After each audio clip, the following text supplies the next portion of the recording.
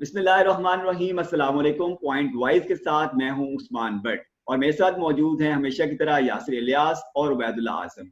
हमने पहले भी एक वीडियो की थी जिसके अंदर हमने बात की थी अर्तुगरुल के हवाले से कि वज़ीर आज़म जो हैं उन्होंने बहुत हमायत की उसकी और लोगों को हदायत भी की कि आप इस ड्रामे को देखें।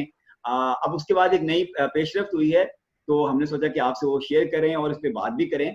पेशरफ्त जो है वो ये है कि जुमे के रोज़ वज़ीर आज़म ने ड्रामा राइटर्स जो हैं पाकिस्तान के नामवर, उन सब से तकरीबन सभी से एक वीडियो लिंक के जरिए मुलाकात की है, जिसमें उनसे सजेशंस ली हैं और कुछ उन्होंने अपनी हदायत भी दी हैं। उस मुलाकात में वज़ीर आज़म ने जो है उन राइटर्स से कहा कि आप अभी जो मौजूदा हमारा ड्रामा है उसकी वजह से तलाक की शरह जो सी है वो बढ़ गई है, उसकी वजह से पोर्नोग्राफी में इजाफा हुआ है।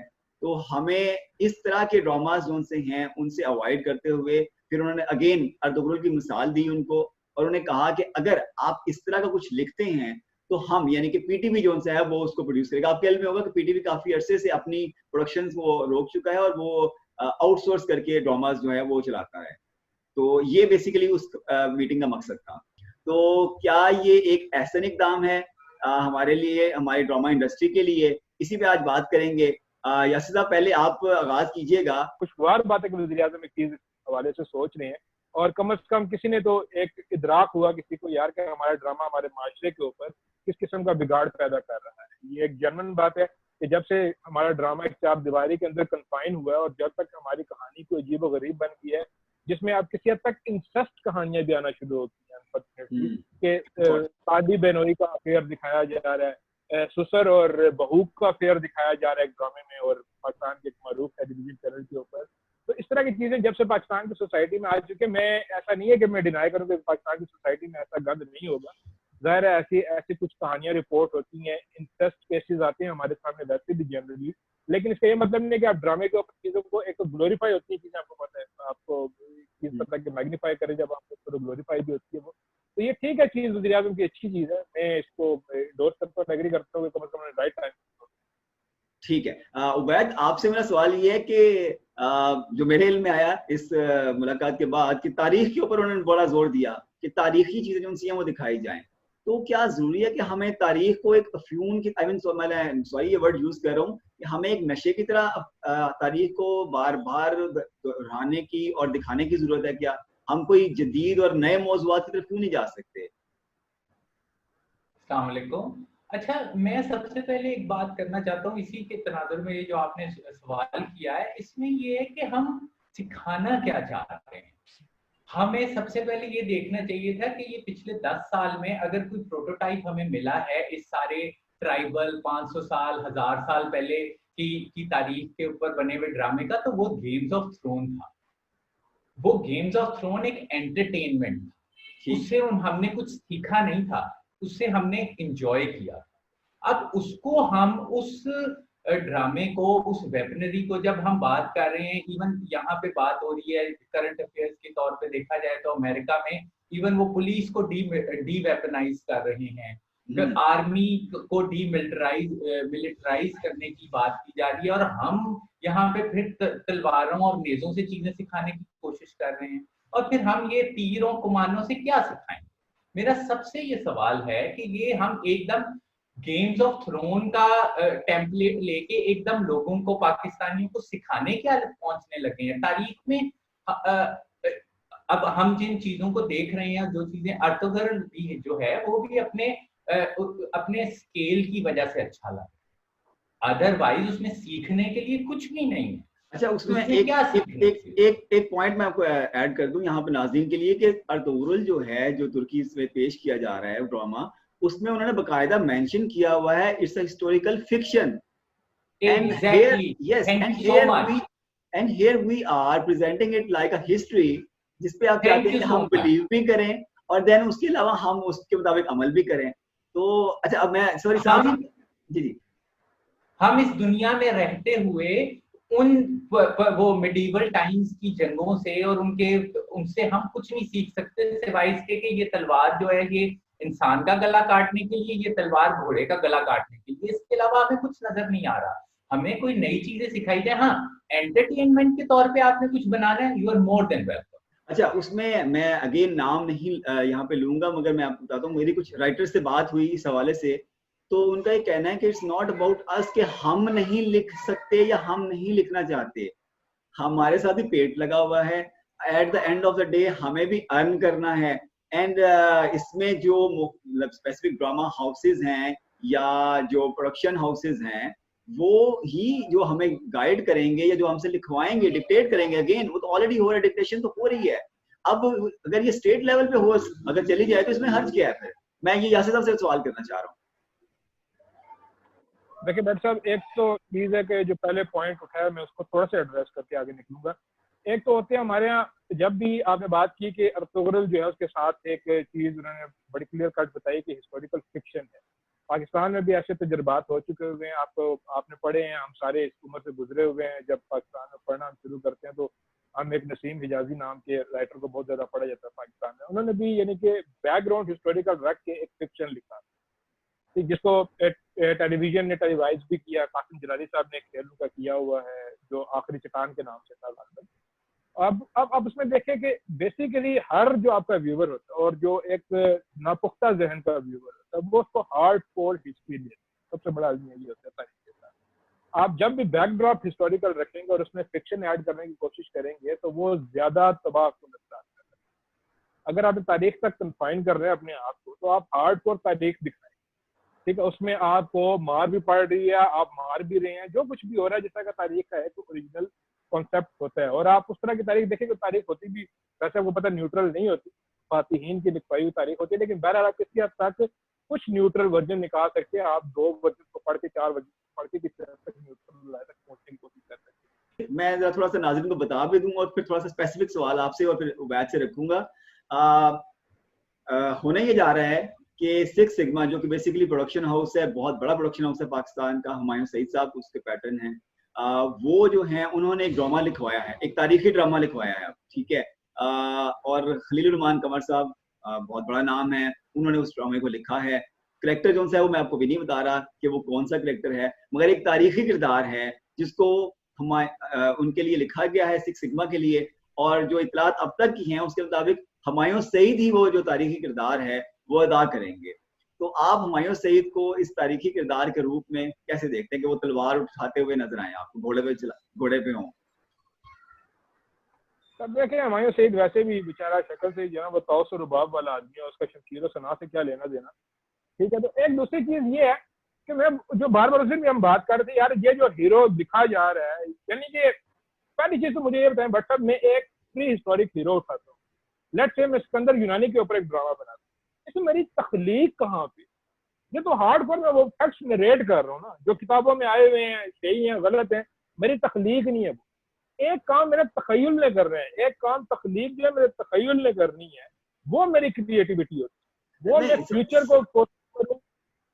सॉरी एक तो मेरा ये पॉइंट है, मैं आपका पॉइंट लेता हूँ बट साहब, एक पॉइंट क्या आ गया कि इसमें क्रिएटिविटी नहीं है। कमर आप रिप्रोड्यूस कर रहे हैं कुछ चीजों को जो हो चुकी हुई, आपके इसमें क्रिएटिविटी का कोई दखल नहीं, कहानी आपके जहन की मोहताज नहीं है, कहानी जैसे बन चुकी हुई है तारीख में, आपने उसी को दोबारा लिखना है बैठकर। वो 4 किताबों से आप चरबा लें, 6 किताबों से आप चरबा लें।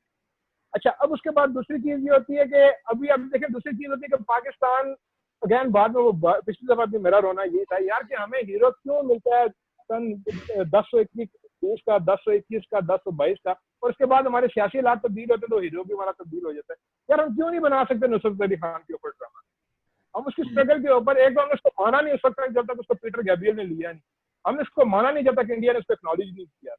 हमारा आलमिया, हमारा मसला और है, हमारे हीरोज हमारे इर्द गिर्द बैठे होते हैं, जब तक दुनिया को एक्नॉलेज नहीं करते हम पे तो मानते नहीं है। फिर मान ले तो मुतनाज़े हो जाते हैं, वो एक अलग बहस है।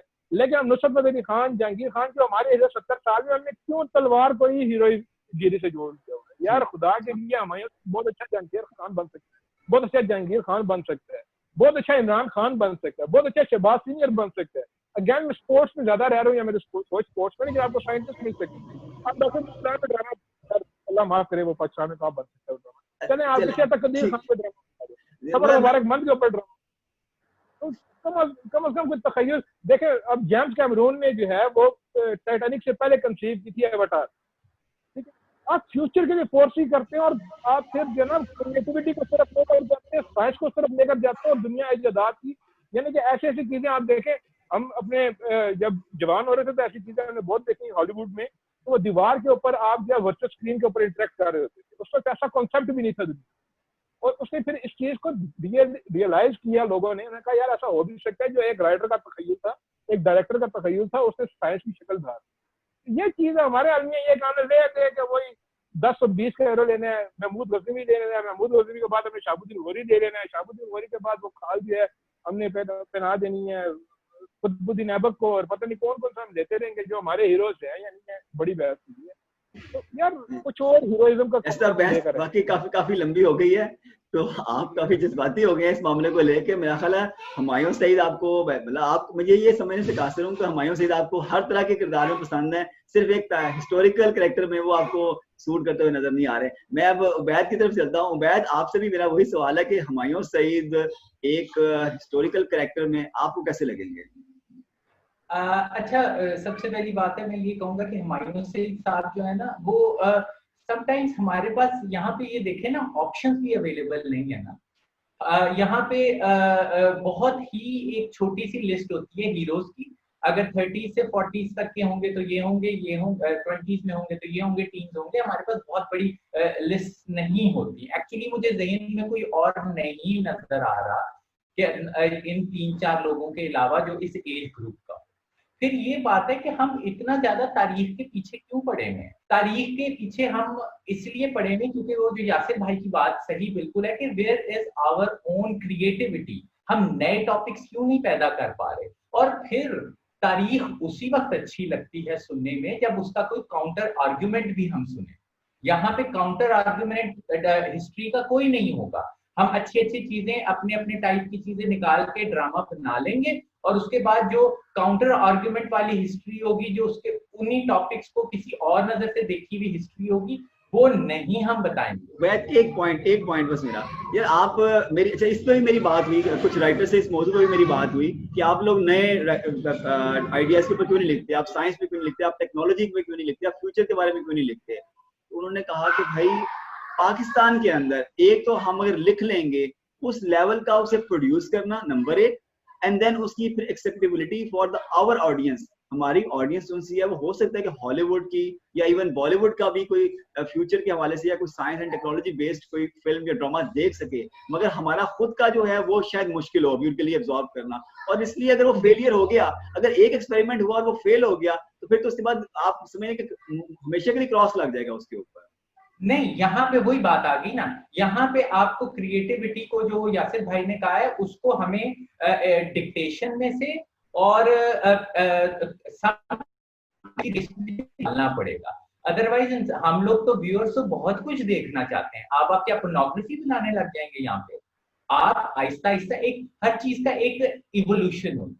आप आहिस्ता आहिस्ता जहाँ पे 100 ड्रामे बना रहे हैं, उसमें से हर चैनल वालों को चाहिए, हर प्रोड्यूसर को चाहिए कि एक दो ऐसे चीजें भी बनाए जो कि एंटरटेनमेंट ही हो।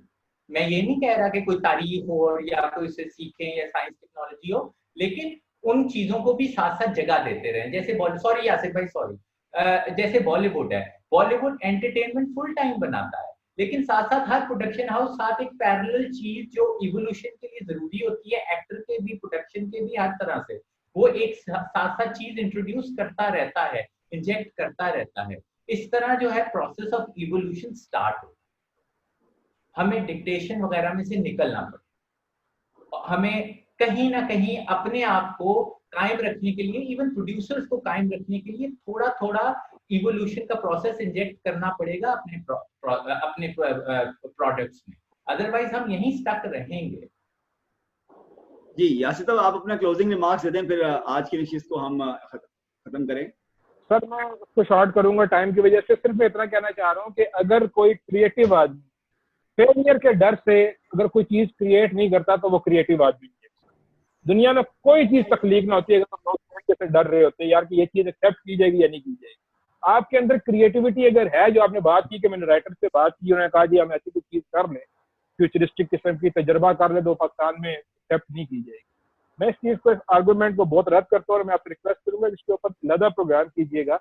अचानक वाला जिन एक छोटी सी मिसाल बच्चों की जिसमें कुछ चीजें साइंस की थी और पाकिस्तान में से ज्यादा कोई पॉपुलर चीज नहीं हो सकती आज, ठीक है। तो आप ये नहीं कह सकते यार कि आपकी चीजें एक्सेप्ट नहीं होगी। अगर आप ये सोच के बैठ के यार के फेलियर हो जाना है मेरी क्रिएटिविटी को, तो फिर आप क्रिएटिव नहीं, फिर आप वही मक्खी पे मक्खी मारे। हमने मोला जेट बनाई जब टेक्नोलॉजी का बिलाल दिशारी बेचारे ने सारी वो टेक्नोलॉजी डाल के, तो वो मोला जेट नहीं रही, वो कुछ और बन। मोला जेट हमारी लीजेंड थी, वो हमारे माहौल की कहानी, वो ग्लैडिएटर के माहौल की कहानी है, एटली के रूम के थिएटर की कहानी नहीं। ठीक है, बहुत शुक्रिया आपका यासिर इलियास साहब और उबैदुल्ला आजम। आज की हमारी नशिस्त बड़ी गर्मा गर्म रही और बड़े अच्छे पॉइंट जो हैं वो हमारे, बल्कि वाइजली पॉइंट्स हमारे जो हैं वो सामने आए। उम्मीद है हमारे नाज़रीन को पसंद आए होंगे। अपना फीडबैक हमें जरूर दीजिएगा। तब तक के लिए अल्लाह हाफिज and thank you very much.